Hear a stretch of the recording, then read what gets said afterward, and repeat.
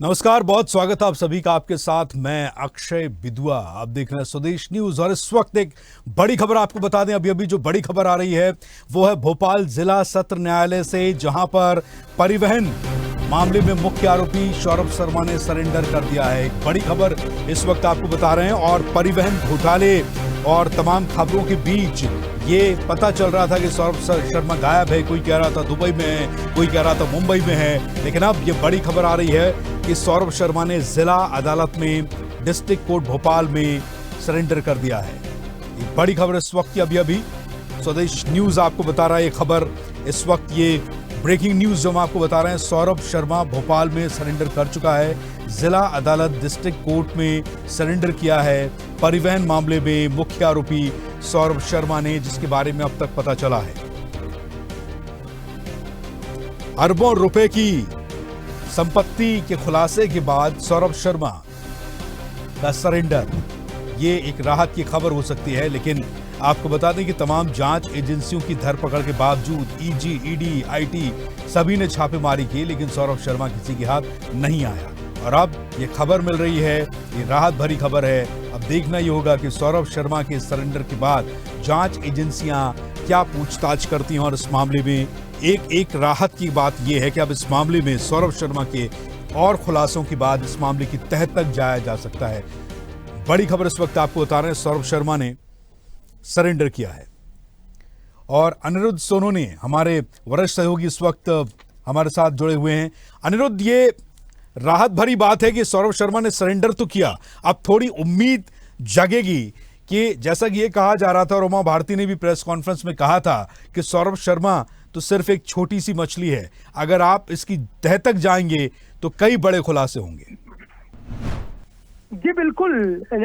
पिछले 17-18 दिसंबर को सौरभ शर्मा के यहाँ छापामार कार्रवाई हुई थी, लोकायुक्त की छापामार कार्रवाई थी, उसके बाद इनकम टैक्स की कार्रवाई थी। तब से वो फरार था, उसके साथी, उसके करीबी शरद जायसवाल भी फरार था। और इस मामले में लोकायुक्त, ईडी और इनकम टैक्स 3 जांच एजेंसियां जांच कर रही थी, लेकिन सौरभ शर्मा हाथ नहीं लग रहा था। और अब से कुछ देर पहले सौरभ शर्मा ने भोपाल की जिला कोर्ट में सरेंडर किया है। और अब वो सारे राज खुलेंगे और एजेंसियों को भी राहत मिली है, क्योंकि एजेंसियों की कार्य प्रणाली पे, पुलिस की कार्य प्रणाली तक पे सवाल उठने खड़े हो गए थे कि सौरभ शर्मा इतने दिनों से कहाँ है। तो मध्य प्रदेश परिवहन विभाग का पूर्व आरक्षक सौरभ शर्मा ने सरेंडर कर दिया है। जिला कोर्ट में ये सरेंडर हुआ। अभी बिल्कुल प्रारंभिक जानकारी है कि किस कोर्ट में उसे पेश किया गया है, किस कोर्ट में उसने सरेंडर किया है, आगे की कार्रवाई क्या हो रही है, अभी बिल्कुल प्रारंभिक, कुछ ही देर पहले की बात है, कुछ ही मिनटों के पहले की बात है कि सौरभ शर्मा ने भोपाल की अदालत में सरेंडर कर दिया है।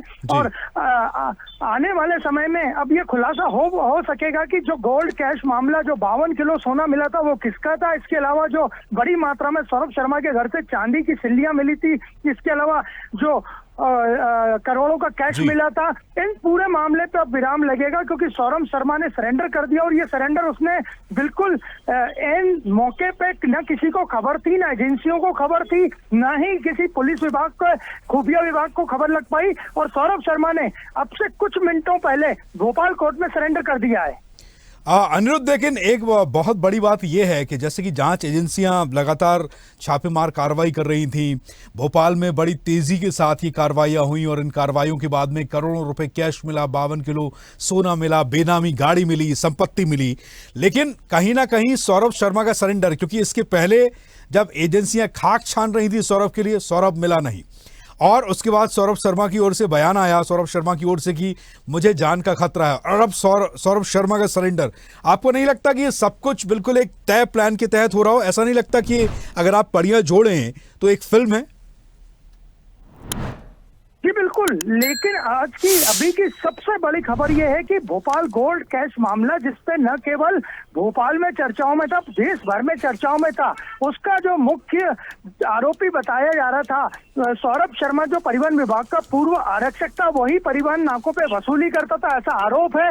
और एजेंसियां भी इस सरेंडर से हैरान हैं। और आगे की कार्रवाई अब क्या होती है, कुछ देर बाद पता चल सकेगा। लेकिन फिलहाल सबसे बड़ी भोपाल की खबर यही है कि सौरभ शर्मा, जो परिवहन विभाग का पूर्व आरक्षक था, उसने भोपाल कोर्ट में सरेंडर कर दिया है। अब आगे न्यायालय अपनी कार्रवाई करेगा, एजेंसियां, पुलिस अपनी कार्रवाई करेगी, एजेंसियां, ईडी, लोकायुक्त और इनकम टैक्स अपनी कार्रवाई करेगा। लेकिन फिलहाल सौरभ शर्मा ने अपना आपको सरेंडर कर दिया है और उसने सरेंडर एजेंसियों के सामने आने के बजाय जिला कोर्ट में किया है।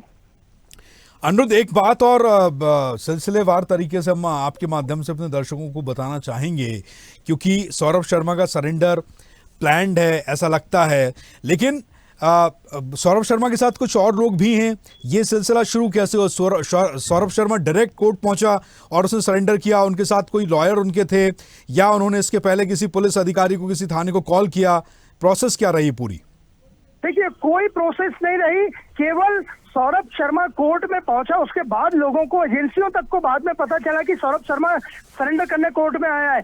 अब सारी हलचल मची हुई है और सौरभ शर्मा के वकील पहले अग्रिम जमानत की याचिका दायर भोपाल कोर्ट में भी कर चुके थे, लेकिन उन्हें याचिका खारिज हो गई, उन्हें सफलता नहीं मिली। इसके अलावा शरद जायसवाल, उनके वकील सूर्यकांत भी उनकी अग्रिम जमानत की याचिका लगा चुके थे, वो भी खारिज हो गई थी। तो अभी फिलहाल सौरभ शर्मा कोर्ट में है अंदर, और आने वाले समय में ही पता पड़ पाएगा कि उसने किस तरह सरेंडर किया है, क्यों किया है, एजेंसियों के कोई लोग शामिल थे या पुलिस से शामिल थे या वकीलों ने उसका सरेंडर कराया है। ये बातें कुछ देर बाद जनता के सामने, पब्लिक के सामने, पब्लिक डोमेन में होंगी। ठीक है अनुरुद्ध, सोनू ने आप बने रही हमारे साथ। एक बार फिर से मैं ब्रीफ कर देता हूं हमारे दर्शकों के लिए खबर, और ये अपने आप में बहुत बड़ी खबर है, राहत की खबर मध्य प्रदेश में। ये कम से कम ये तो हुआ, क्योंकि जब भ्रष्टाचार की खबर आई थी, 52 किलो सोना, करोड़ों रुपए कैश, कुंटलों चांदी, जब ये खुलासे हो रहे थे, जब ये छापे पड़ रहे थे, और बहुत सारे न्यूज चैनल्स ने, बहुत सारे सोशल मीडिया इन्फ्लुएंसर्स ने अपने अकाउंट्स पे भोपाल से, मध्य प्रदेश से अलग अलग तरह की बातें उठाई। किसी ने कहा कि ये पैसा इकबाल सिंह बैस का है, किसी ने कहा यह पैसा पूर्व नगरीय प्रशासन मंत्री भूपेंद्र सिंह का है, सौरभ शर्मा तो सिर्फ एक प्यादा है जिसको उपयोग किया जा रहा था। सौरभ शर्मा की तमाम कार्यप्रणालियों के खुलासे सबने अपने अपने तरीके से किए, मीडिया ऑर्गेनाइजेशंस ने, पत्रकारों ने, सोशल मीडिया प्लेटफॉर्म्स ने, कि सौरभ शर्मा ही वही व्यक्ति था जो कि पूरी प्लानिंग बनाता था, पूरी योजनाबद्ध तरीके से काम कर रहा था। और अब खबर यह कि जिला सत्र न्यायालय में सौरभ शर्मा का सरेंडर। और अपडेट्स के लिए लाइक, फॉलो, शेयर जरूर करें। साथ ही YouTube पर बेल आइकन दबाना ना भूलें और विजिट करें हमारी वेबसाइट swedeshlive.com पर।